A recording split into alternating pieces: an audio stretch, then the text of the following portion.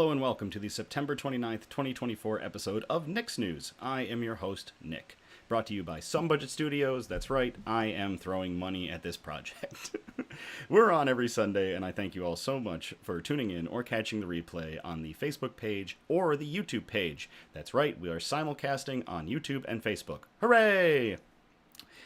This is a program dedicated to bringing some good news to counter all of the bad news that we are bombarded with on a daily basis, with the hope of bringing a little bit of joy back into the world. Several of our articles are pulled from goodnewsnetwork.org and goodgoodgood.co, but we do appreciate all of the articles sent in by you, the viewers. Hello, Cassidy, tuning in on the Facebook chat. So we've got everything up and running for another great episode. I'm really looking forward to this one. So let's get into our stuff. So for our news brew, we are going to be drinking, and I'll put that up against the camera, Sweet Baby Java by DuClaw Brewing Company. This is an espresso bean infused chocolate peanut butter porter. Yum. It's only 6.2% ABV, so it's a little on the lower side compared to what we're used to. But I am still looking forward to this. Hello, Will. Hello, Julie.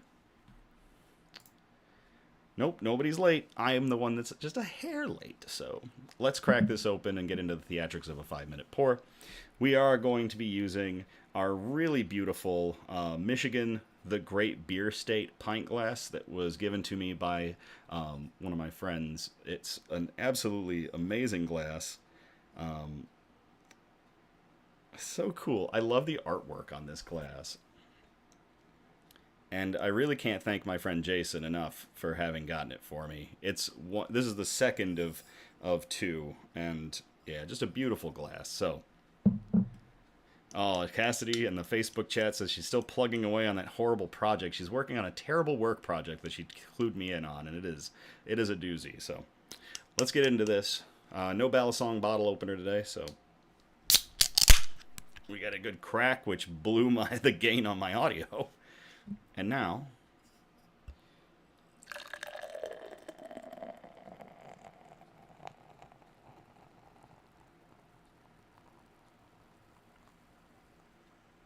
the head rises. A lot of gas in this porter. We want to get all that out. Will says he heard that pop on the Facebook chat. So, a lot of lingering head on this beer. That's not a bad thing. It just means that pouring takes time, precision, care. That's what she said Julie. So yeah, it's looking good. We're going to let that sit for a moment as we get everything all set on my end. I've got my little coaster here so that I'm not smashing glasses on my desktop. I'll keep adding a little bit of beer as we go along, and we will keep getting into the broadcast. So, shout-outs.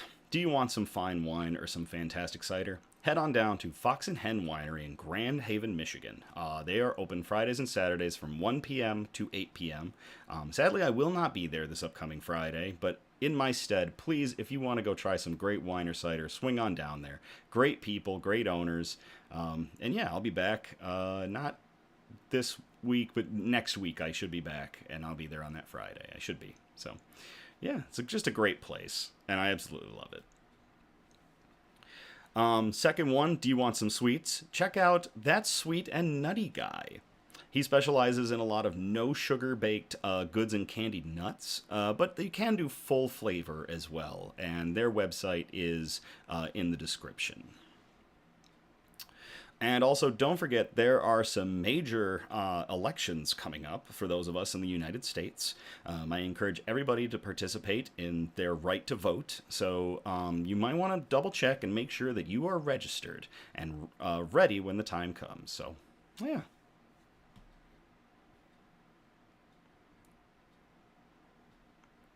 Producer Donna saying that loud crack from the can is not messing up the YouTube audio, which is good. Sometimes I've heard that it will immediately lower your YouTube video, your YouTube audio if you blow over their gain limit. So, and Julie highly recommends the blueberry wine from Fox and Hen. I do too. News quote. I like this quote. Here we go. A day is only lost if you forgot that life, even in the worst of times, is still a gift. A gift you so very much deserve to live through and not just survive. And that is from Donna Ashworth, who is a Sunday Times best-selling Scottish poet and is credited with helping poetry sales reach record levels in the UK. So again, a day is only lost if you forgot that life, even in the worst of times, is still a gift. A gift you so very much deserve to live through and not just survive. So to Donna Ashworth, cheers.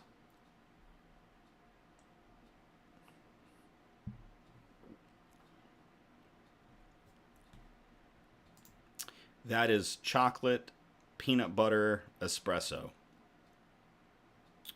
You could drink that in the morning. Well, I could drink that in the morning. That is fantastic beer. Wow. Let's just top this off and get this glass emptied. Oh my. Julie saying I'm coming in good on her TV. Fantastic. I'm glad. Bug update. Yes, we are back to doing the bug updates because I have bug updates. Elmira has been a very busy builder. She's been excavating a new burrow that's on the opposite side of the tank, so it's on the side closer to me now. In doing so, she filled up half her water dish with soil, with all the excavated soil. Much to my annoyance, because that means I've got to go in there, pick a fight with her, clean out the water dish again, and then get it all regraded and fill it back up. So just an ongoing struggle with her versus the water dish.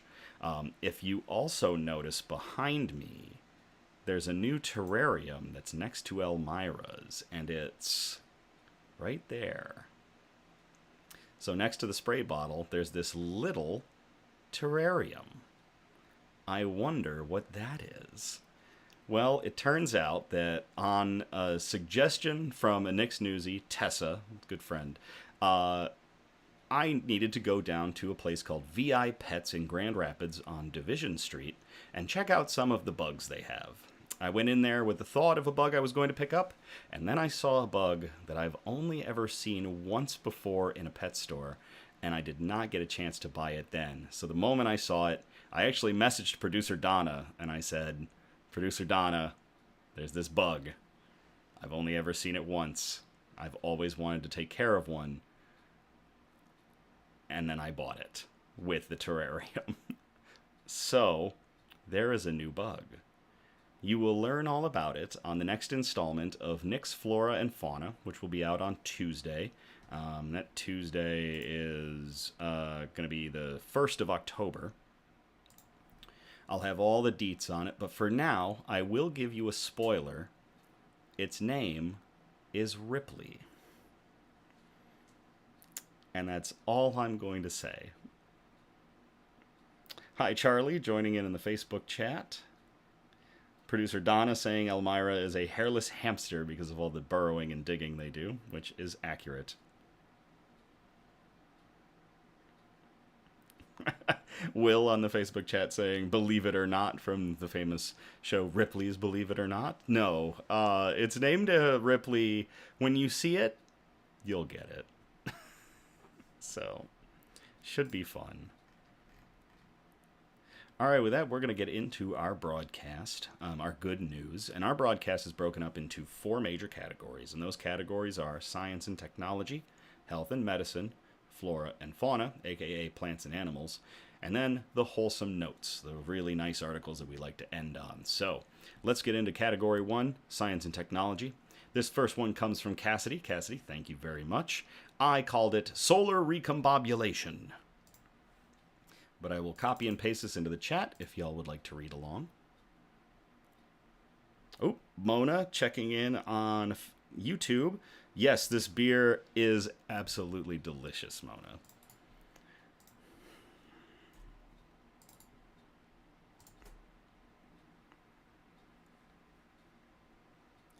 Revolutionary catalyst uses sunlight to turn greenhouse gases into valuable chemicals.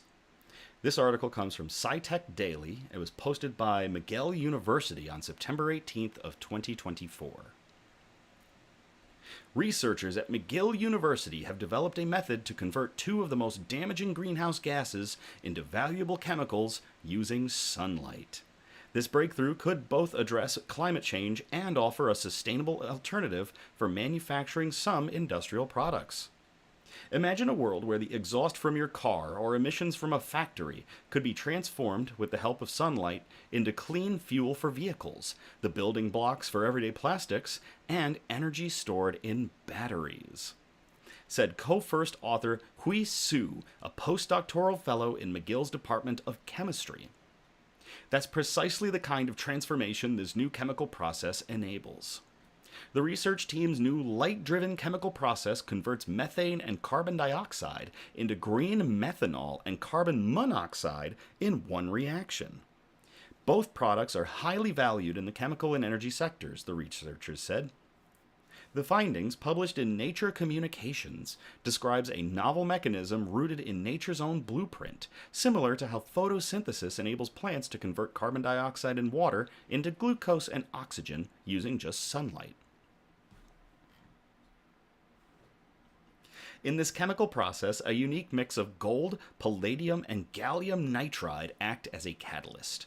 When exposed to sunlight, the substance triggers a reaction. An oxygen atom from carbon dioxide attaches to a methane molecule, producing green methanol. Carbon monoxide is created as a byproduct. By tapping into the abundant energy of the sun, we can essentially recycle two greenhouse gases into useful products. The process works at room temperature and doesn't require the high heat or harsh chemicals used in other chemical reactions. Fascinating, said lead author Chow Jun Lee, a distinguished James McGill professor in McGill's Department of Chemistry and a Canada research chair in green/organic chemistry. This innovation offers a promising path towards Canada's target of net zero emissions by 2050 and turns an environmental challenge into an opportunity for a more sustainable future, said first author Jing Tan Han, a PhD student in McGill's Department of Chemistry. That is pretty cool. Russell in the Facebook chat throwing in about Ripley, they didn't know that they sold xenomorphs. So that is a really cool article. To everybody involved at the McGill University and to Cassidy for sending in that article. Cheers.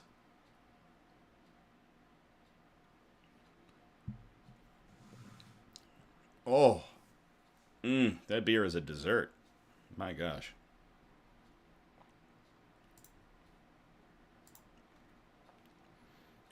Okay.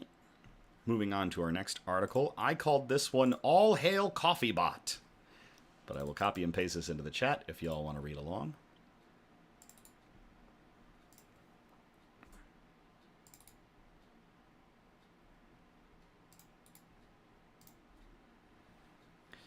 Some folks know that not only do I really enjoy beer, but I also really enjoy good coffee. As an engineer, I believe it is one of my few vices that I established because of engineering school. So a good cup of coffee will always get me. Using everyday waste, scientists invent coffee robots to clean oil and microplastics from water. This article was posted on goodgoodgood.co on September 24th of 2024. The author was Cameron Baker. Julie in the Facebook chat shouting, coffee. Microplastics have been found in every marine habitat where scientists have looked, according to a fact sheet from Ocean Conservancy. With countless marine animals and us humans ingesting these tiny particles regularly, the scientific community has forged ahead to create solutions, and according to researchers from George Mason University, one such solution could be found right in our kitchens. At least 6 million tons of spent coffee grounds, or the byproduct that comes from brewing coffee, are produced annually, but they don't have to go to waste. In fact, we already know that coffee grounds are capable of removing toxins from the environment, having been used to curb pollutants from agriculture and clean up oil spills. But a trio of scientists, including GMU Assistant Professor Jeff Moran, postdoctoral researcher Amit Kumar Singh, and high school lab assistant Tarini Bassaretti, have mobilized the power of coffee grounds to create coffee bots, an invention that can remove oil, microplastics, and methylene blue from seawater. Coffee grounds work to clean up pollution because they have a porous, irregular surface, allowing pollutants to bind to the surface area. But Moran posited that this could be even more effective if the coffee grounds were coated with much smaller iron oxide nanoparticles. So the researchers made their coffee byproduct rusty by adding those iron oxide particles. This also made the substance magnetic, allowing a simple handheld magnet to drive the coffee bots through polluted water. While using coffee grounds to clean up oil spills is not entirely new, this team is the first to show that moving coffee bots outperform stationary ones at removing pollutants, since moving coffee bots encounter pollutant molecules more often than stationary coffee grounds do, a press release from GMU explained. Making the coffee grounds magnetic has another benefit. Once the coffee bots are recovered, they can be reused several times with little loss in water cleaning efficacy. This is really cool. The team's research, recently published in Nanoscale, concluded that this approach was effective in removing methylene blue, a dye commonly used in textile production, from water. Methylene blue is a carcinogen that can have adverse effects on both humans and marine life. Julie in the Facebook chat, I would call rusty dark roast. It can cause skin irritation if there's too much in the water, Bassaretti said. It can cause a lot of digestive problems, nausea, fever, lots of symptoms. The coffee bots cleaned the dye from the water samples and were especially effective when loaded with ascorbic acid, which helps break down the dye. Bassaretti was especially eager about these findings, considering the implications of the invention in practical use. It's cool because the countries that are big textile producers also happen to be the countries that are big in coffee production, she said, pointing to Brazil, Colombia, Ethiopia, India, Peru, and Vietnam as countries that produce both dyed textiles and coffee and struggle with water pollution. Most excitingly, however, is the coffee bot's ability to clean oil and microplastics from water samples. Just like oil clings to coffee grounds, so too do microplastics.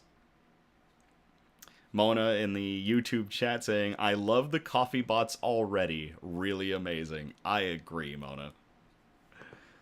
One reason why microplastics and nanoplastics are such a tricky environmental problem is that they're so small, and that makes it difficult to locate them just to remove them, said Moran. By driving the coffee bots through the water, the hydrophobic interactions cause the microplastic particles to build up and accumulate on the surface of the coffee grounds. Certainly, there are other techniques to confront oil spills and clean microplastics from water, but using a byproduct from something as ubiquitous as coffee offers a more affordable and sustainable solution. For now, the team has applied to patent their coffee bots technology. As Bassaretti now studies at Johns Hopkins University, Singh and Moran will further explore this research. Their future plans include attempting to make the coffee bots solar-powered, further investigating the range of pollutants that can be removed by this technology, and characterizing the efficacy of different types of coffee grounds. Ultimately, they want to make the simplest procedure to help the most people access clean water. Growing up, I always thought science was complicated, Bassaretti told WUSA 9 News. But here we have coffee grounds with rust on them, and we're able to remove a whole slick of oil. You can do science with very simple starting materials, and you can do some amazing things with it. That is cool. To everybody involved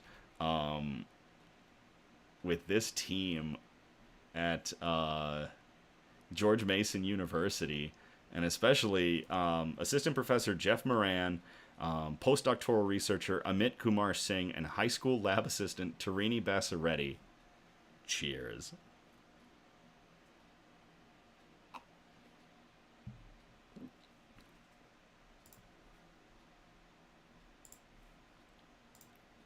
All right, so that's going to get us out of science and technology. We're going to move on to health and medicine, category 2.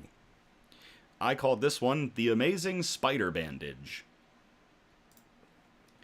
And I will copy and paste this into the chat if y'all want to read along.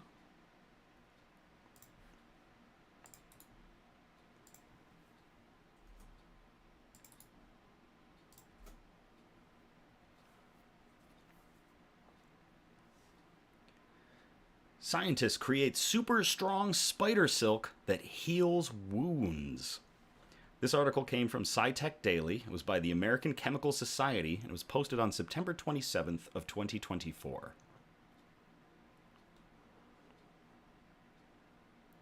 It's nearly time to bring out the Halloween decorations and fill the house with all things spooky, like the classic polyester spider webs.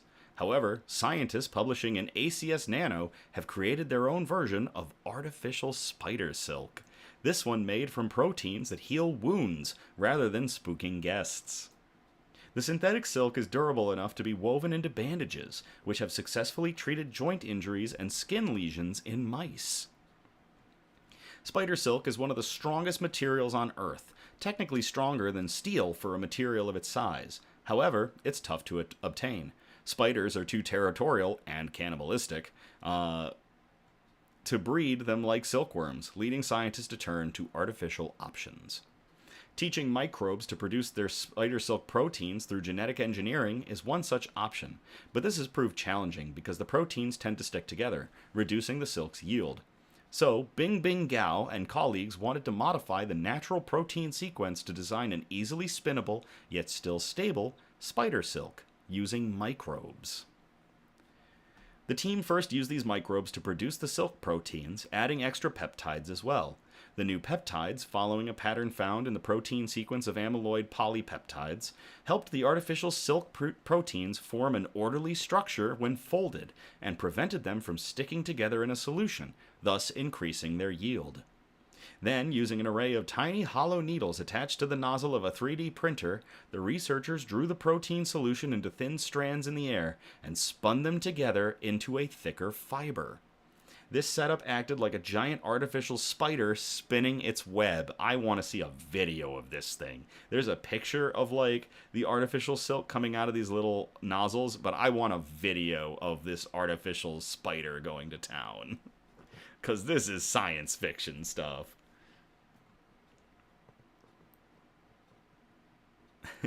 Producer Donna saying, guess it's better than being bit by a radioactive spider, but not as much fun.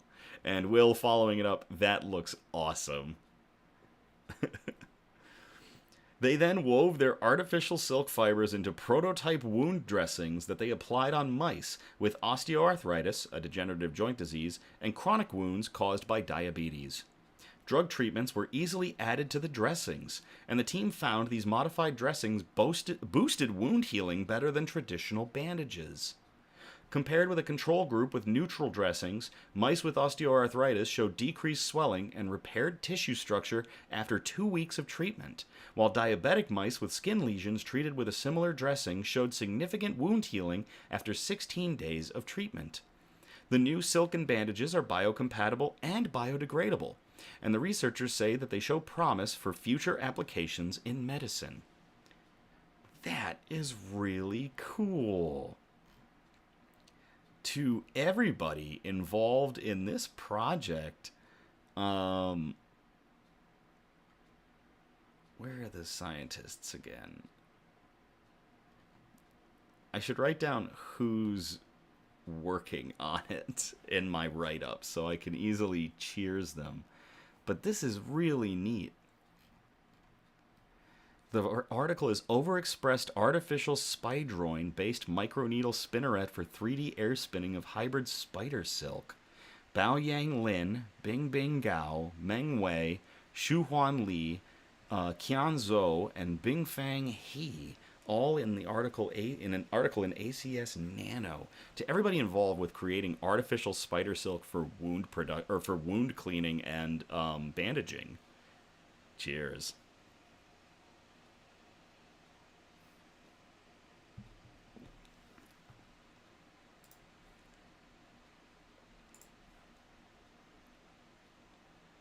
This next one kind of fits in between health and medicine and flora and fauna, so that's why we're going to stay in health and medicine with it, but it definitely carries over. I called this a corrected sight to behold, but I will copy and paste this into the chats if y'all want to read along. And thank you, producer Donna, for finding those names and posting them.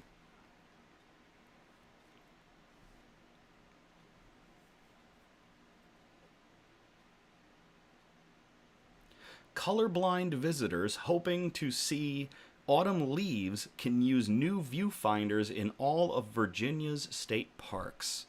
This was posted by Cameron Baker on It was posted on goodgoodgood.co by Cameron Baker on September 26th of 2024. While the splendor of fall colors, reds, yellows, greens, and oranges, is something many look forward to every year, people who are affected by color blindness may find it difficult to distinguish between colors among trees. With leaf peeping season around the corner, or already in full swing across the country, one state has made the beauty of autumn more accessible to its visitors. I can tell you that it is already in swing over here in Michigan. I went hiking today, and boy, are the trees starting to show their beauty and change. Virginia state parks have installed Enchroma adapted viewfinders in each of its 43 parks, giving colorblind guests the chance to experience the stunning fall foliage in its full spectrum. The viewfinders are made by Seacoast Manufacturing and are equipped with special lenses from Enchroma that help those with red-green color vision deficiency experience an expanded range of colors. If you're not familiar with Enchroma, there's plenty of videos you can find of people who are gifted Enchroma glasses and get to see color for the first time, as the glasses have specialized lenses that correct the color pigment deficiency that those people are suffering from. It really is something. Lenses are engineered with a special optical filter, and although they are not a cure for color blindness, work for roughly 80% of red-green colorblind people. They do work for roughly 80% of red-green colorblind people, according to Virginia State Parks. Natural Tunnel State Park was the first to introduce these viewfinders in June of 2023, an initiative led by Chief Ranger Ethan Howes, who is colorblind. This viewer will allow park visitors with red-green color blindness to more fully experience the splendors nature has to offer. Howes said, "Being colorblind, I am looking forward to seeing the colorful fall foliage this year." The remaining 42 locations were rolled out this year, now all functional in time for Virginia's dazzling fall vistas. "Seeing the world in vibrant color is a gift many of us take for granted," said Virginia State Parks Director Dr. Melissa Baker in a statement. The Enchroma viewfinders help us create a one-of-a-kind experience for our red-green colorblind visitors and allow them to better enjoy the breathtaking beauty of our state parks. According to a press release, an estimated 8% of men and 0.5% of women are colorblind. In the United States alone, 13 million people live with colorblindness, and with over 8 million people visiting Virginia state parks every year, an estimated 341,000 of them are colorblind. "I guess there's a lot out there that I don't see," Zach E. of Hampton, Virginia said while using the viewfinders for the first time. "How strange. Now I am wondering what a lot of the different colors look like. It just looks so cool." Another guest, Jillian S. of Henrico, Virginia, said that when she saw in the viewfinders were the same colors she could see relatively well normally, but they were sharper. "They're more distinct," she said. "I'm seeing more variation in the greens. That's really kind of cool. It's exciting." The cost of each viewfinder is not immediately clear. However, the expansion across Virginia's site came from donations to the park system through the Roundup for Parks program, which people can contribute to when making purchases online or in stores. Since 2018, people have donated nearly $300,000 to the program, which has been invested in improving offerings and activities across Virginia's state park sites. This small act of accessibility is not unique to Virginia either. The state joins over 400 organizations worldwide that have installed the Enchroma viewfinders, including nearly 100 state and national parks across 25 states. It also aligns with a myriad of efforts across the country, in which state and national parks have begun to roll out other accommodations for disabled visitors, including adaptive cycling and kayaking, a wayfinding app that helps blind explorers navigate through parks, and more. This initiative underscores Virginia's commitment to enhancing outdoor experiences for all visitors and sets a new standard for state parks nationwide, said Matt Wells, director of the Virginia Department of Conservation and Recreation. We're proud to play a role in opening up a world of vibrant color for colorblind individuals to experience nature like never before. That is really cool. To everybody at the Virginia State Parks for the installation of the Enchroma adapted viewfinders and allowing everybody to experience nature. Cheers.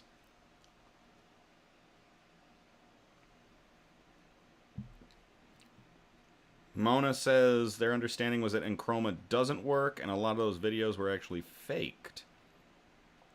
It's interesting. I have a few friends who are colorblind, or red-green colorblind, and they've picked up Enchroma glasses, and they have been pretty surprised by the results, and have said that it does work. So, I'm not sure. I would hope that it's not fake. Like, their reaction seemed pretty accurate. I guess we'd have to do a little bit more research into that, because that's the first time I've ever heard that.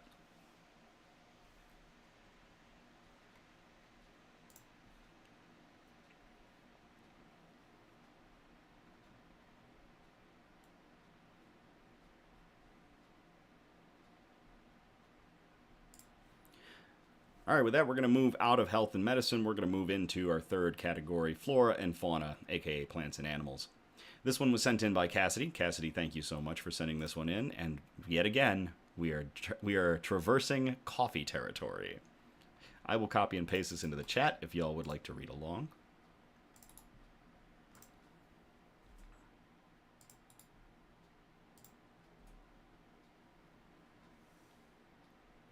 Cassidy says that they can, in the Facebook chat, they can tell you that their roommate's glasses work great. He got his at...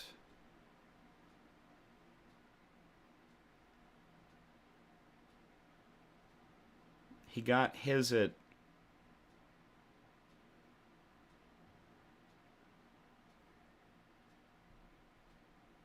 Cassidy, are there some typos in what you wrote? I don't know what those are.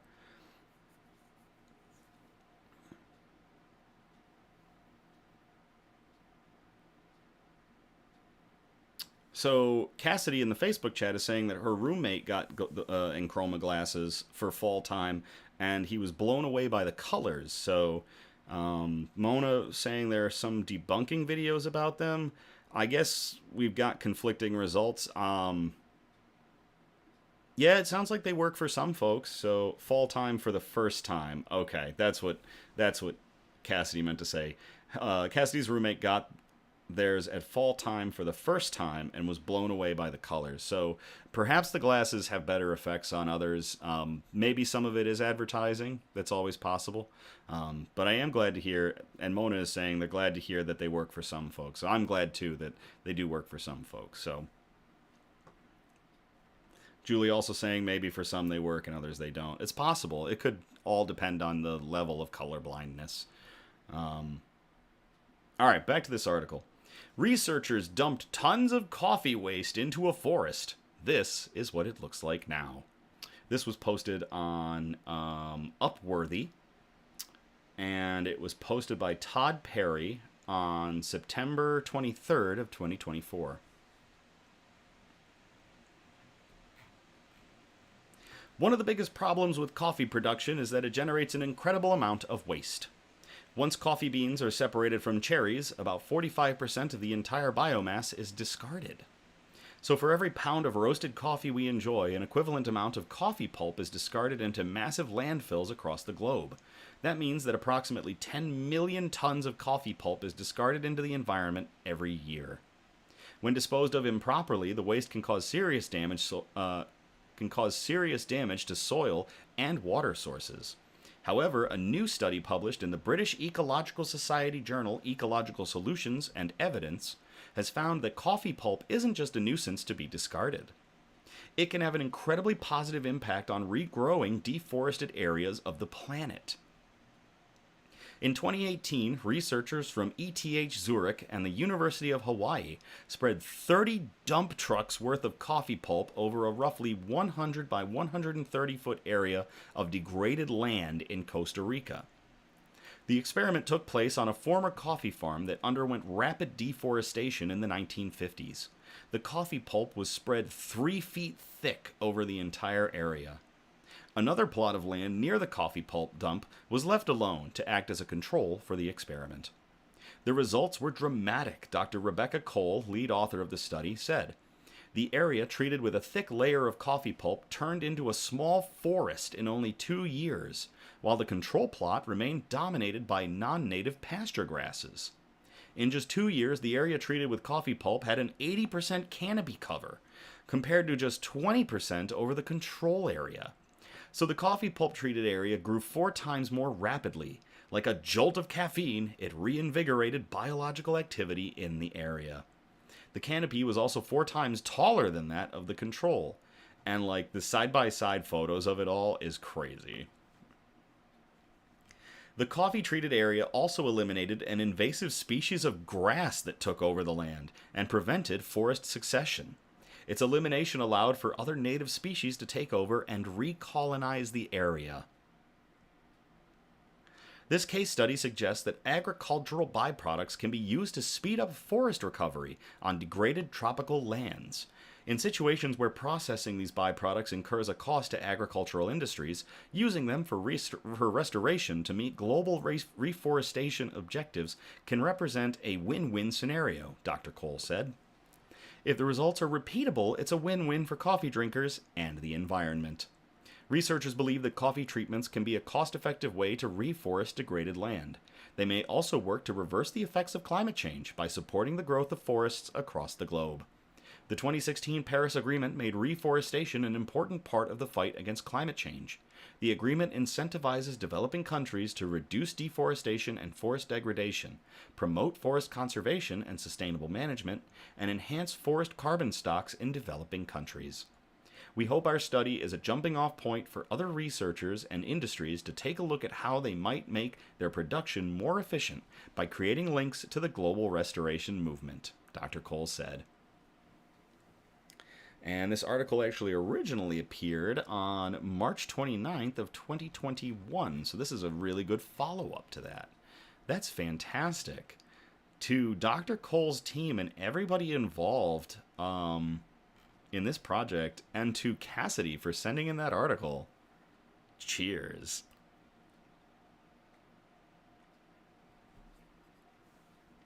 It's funny, we're drinking a coffee porter and we got all these great coffee articles, huh?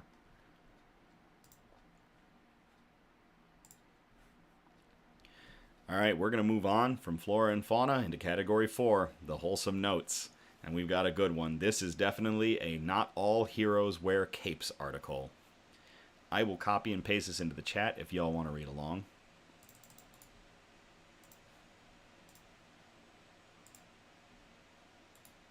Mona in the YouTube chat saying, coffee saving the world? Sounds good to me.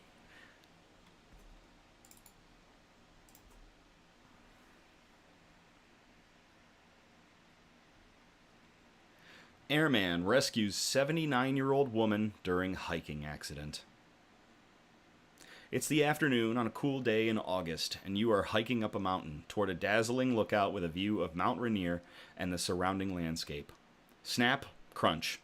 You feel your leg give out beneath you, and the sense of shock overtaking your senses. The calm scenery explodes into a landscape of fear as you realize that you have broken your ankle and cannot make it back down the steep mountain trail. This catastrophe was the exact situation 79-year-old Ursula Bannister found herself in on the afternoon of August 28, 2024, near Ashford, Washington, while hiking up to High Rock Lookout. Fortunately for Bannister, she was found and rescued with the help of other hikers, including Airman First Class Troy May, 62nd Aircraft Maintenance Squadron Heavy Aircraft Integrated Avionics Specialist. On Wednesday morning, August 28th, Bannister drove out to High Rock Trail to make her annual trip up to the lookout. This was where Bannister laid her mother's ashes to rest, and the reason for her hike, she said. I know the trail very well, and there was always many people there, said Bannister. When I couldn't find anyone to accompany me on this outing, I just went by myself. After a lunch on the platform, Bannister started the trail descent and suddenly stepped into some kind of shallow hole. The noise, feeling, and angle of her foot made her situation clear. The pain that began spreading after the initial shock caused Bannister to cry out for help, which came in the form of several hikers who started making calls to emergency responders and assisting her with medical care, she said. As the fellow hikers were making calls requesting assistance from local organizations, they discussed what other options there were to prevent further harm. Luckily for Bannister, 2 young men were nearby and able to help. After the group flagged them down, the men jumped into action. My first thought was, if I could carry her down, I should carry her down and get her there as quickly as I can, stated May.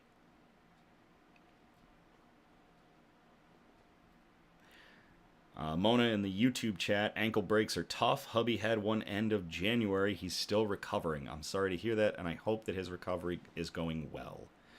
Yeah, ankle injuries are really bad. May slung Bannister onto his back and started to carry her down the trail. Unfortunately, during the ordeal, May had to contend with gravity pulling Bannister off his back, his cowboy boots causing him unneeded pain, and attempting to ensure a smooth and level descent for Bannister by constantly braking with his legs. So, producer Donna following up, they were told it was going to take 5 hours for help to get to her. So these guys were just like, we're just going to carry her out. Good on them. Mona in YouTube, his recovery is going well. He's walking more every day. Great to hear, Mona. She was definitely in a lot of pain, stated May. I told her just a few more steps and we'd get her there. Through the descent, Bannister was assisted and carried primarily by May and his friend, Leighton Allen, who also carried Bannister for a short time. Once we got down, we loaded her into her car, elevated her foot, and started driving to the hospital, stated May. We met search and rescue about 30 minutes down the road, put ice on her foot, drove the rest of the way to the hospital, and waited for her son to get there. May had done everything he could to ensure the safe rescue of Bannister. He was reassured of this several days later when Bannister called him and Allen to tell them how thankful she was, to inform them about her surgery, and to let them know that she was recovering. I truly felt that these 2 guys were meant to be there to save me, and that sort of swam in my subconscious at the time, said Bannister. I considered them my angels. Due to his selfless rescue of Bannister, May received an achievement medal on Monday, September 9th of 2024. One of the Air Force's core values is service before self, and Airman First Class May clearly exemplified that core value with his actions, said Lieutenant Colonel Joshua Clifford, 62nd AMXS Commander.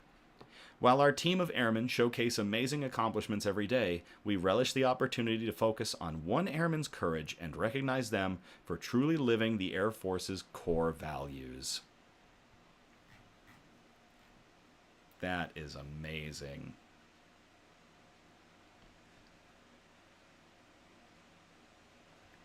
To Airman First Class Troy May, 62nd Aircraft Maintenance Squadron Heavy Aircraft Integrated Avionics Specialist.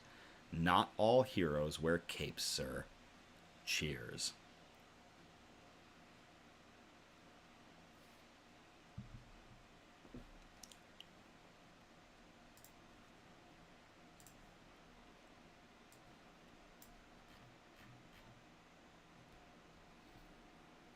Well, that's about it. Just an announcement to let you all know, I am traveling all next week into the week after, so I'm not going to be around to be able to do Nick's News on the 6th of October. However, what producer Donna and I have done is we made a pre-recorded episode. That pre-recorded episode will air on both YouTube and Facebook at our usual 9 o'clock time. I encourage you to check it out. It is a compilation of all of the really cool news y'all have sent over the last couple of months. All packaged together, and it's a really cool... I had a ton of fun recording it, and I hope you all enjoy it. And then, just to whet your appetites even more... the following week, so that should be Sunday the 13th, I will be drinking the pumpkin beer. I have it sitting downstairs in my mini fridge, just waiting to destroy me. So, just to recap, the October 6th episode will not be live. It will be a pre recorded episode that is going to go live at our usual 9 o'clock Eastern Standard Time hour. And then on the 13th of October, we will have the pumpkin beer episode. And producer Donna saying it is not reruns, it's articles that have not been shown yet. So, Mona in the YouTube chat, great job, Airman Troy May, and Leighton Allen. I apologize, Leighton Allen. Thank you very much, sir. You are a hero as well. Cheers. So I picked up a horrifying high ABV pumpkin stout. I am hoping that the brutally high alcoholic value and the heaviness of a stout will be enough to overcome the terror and horrors of pumpkin beer. But we'll find out. I will make sure to post it beforehand if anybody wants to go out and grab a bottle themselves and enjoy it with me. Otherwise, that's about it. Thank you all so much for tuning in on the Nick's News Facebook page or on the YouTube page. We're usually live every Sunday. Our pre-recorded episode, however, will be live on October 6th. I encourage participation, so if you feel inclined, please, by all means, you can send in news suggestions for news brews, for shout-outs, news quotes, and especially articles across our 4 categories. And those categories, again, are science and technology, health and medicine, flora and fauna, aka plants and animals, and wholesome notes. Those really nice articles that we like to end on. Yep, producer Donna in the chat also mentioning, new bug gets shown on Tuesday on the next installment of Nick's Flora and Fauna. So keep an eye out for that. If you want to send in suggestions for anything, you can do so by messaging the Nick's News Facebook page or emailing us at somebudgetstudios@gmail.com. I check it on a daily basis, and I enjoy everything that you guys send in. It really is fantastic. Feel free to like, subscribe, comment if you want on the Facebook and YouTube videos. We're trying to figure out how to get good news into the algorithm. There's a really cool podcast I was listening to that was talking about how the news likes to throw all the bad stuff and then end on a couple good things at the end. But, like, we just want to get good news out because there's so much bad news. So I'm not going to tell you to do anything. All I say is I really do appreciate the likes, the subscribes, and the comments on the YouTube and the Facebook videos. It really means a lot, and I thank you all so much. That's about it. As always, thank you again. I love you all. Have a great night, and I am going to play us out.